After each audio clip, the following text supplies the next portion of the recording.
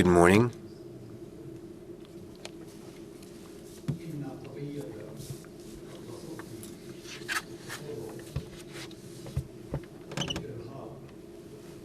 الذي يتلبس برداء الإسلام. The terrorist harmful groups that act and operate under the veneer of Islamic slogans need to be opposed, and the fight against them must take its source primarily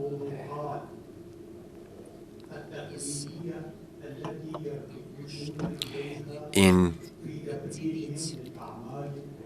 the fact that we must distinguish many issues, many ideas upheld by the terrorist ideologues. We need to specify those topics and give them the right interpretation. One of them is the concept of jizya. What is that? There is a traditional interpretation of this term, which is that the entire world is split into two parts: the world of Islam and the world of war.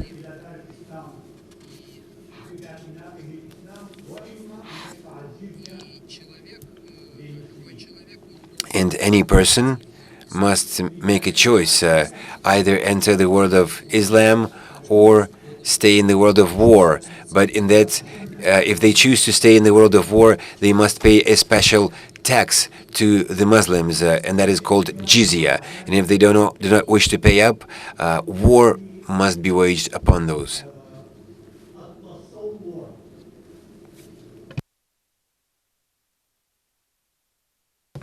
Based on this interpretation,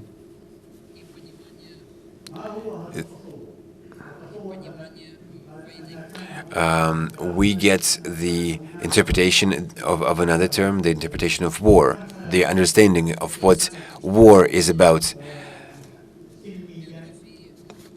There is also a notion that in the Prophet's biography, in the Prophet's life, there were two periods that you can distinguish.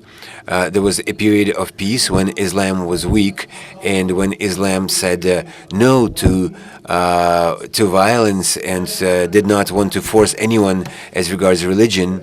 But then once Islam was strong, once the Prophet had gained strength, wars started that Muslims waged on other people and other ethnic groups to force Islam onto them, and that those policies were used by the caliphs and other Muslim leaders who were wrong.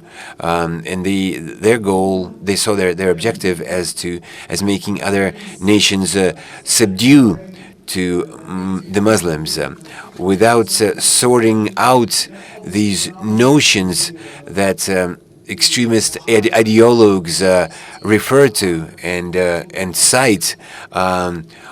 Without interpreting and sorting out these concepts, it would be very difficult for us to effectively oppose extremist propaganda.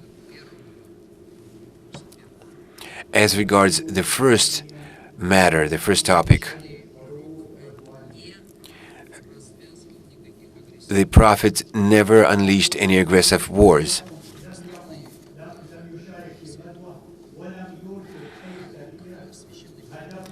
The Holy Prophet never used military force to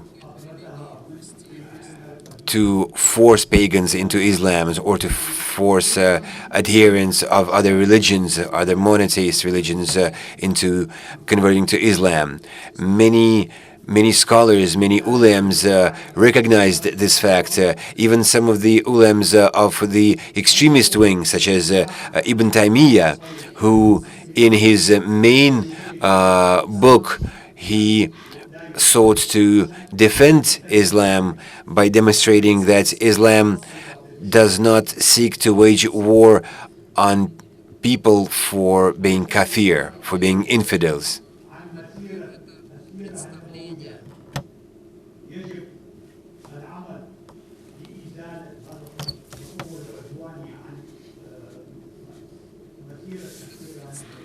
And this notion of Islam as an aggressive religion, this notion that following the Prophet's death, Muslims started waging wars for political reasons.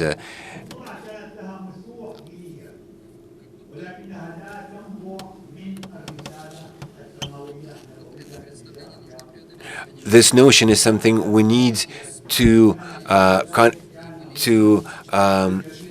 combat. We need to contradict.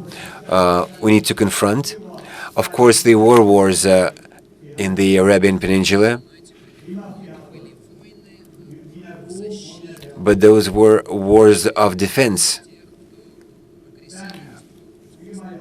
wars against those who were aggressively against Islam, those like Greece at the time or Iran at the time. As for the jizya, in its Quranic sense, the jizya should be interpreted as compensation for waging war. When other tribes, when other ethnic groups start a war against Muslims, this is retribution. The jizya is retribution. Once the war is over, this is the retribution you take from them, you levy from them for having started a war, for forcing you to go to war against them.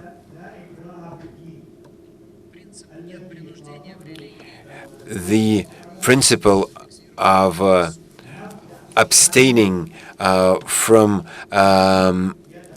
forcing anyone to adopt a religion which is attested to, which is codified in the Cow Surah, is a principle that the Prophet never gave up throughout his life. Blessed be his days.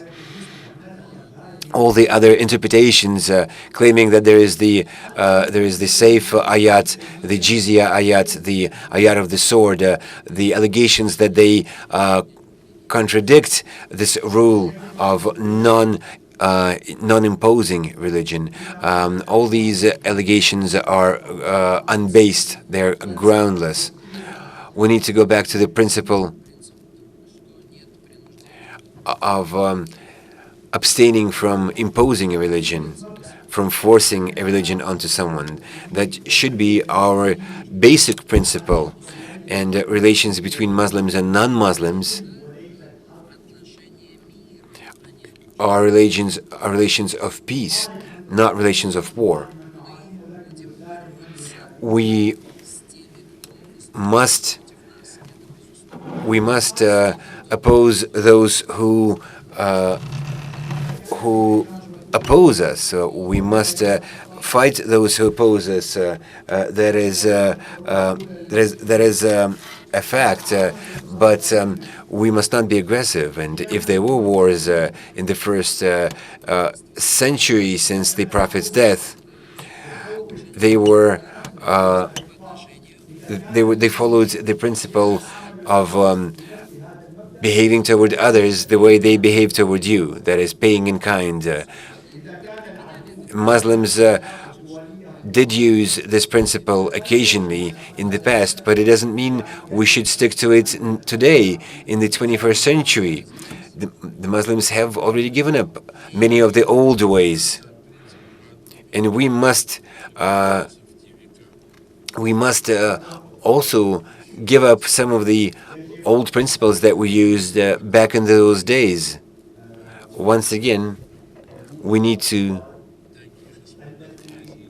give up principles, to give up notions that prevent us from effectively fighting Islamic State and other similar organizations, terrorist groups. Thank you.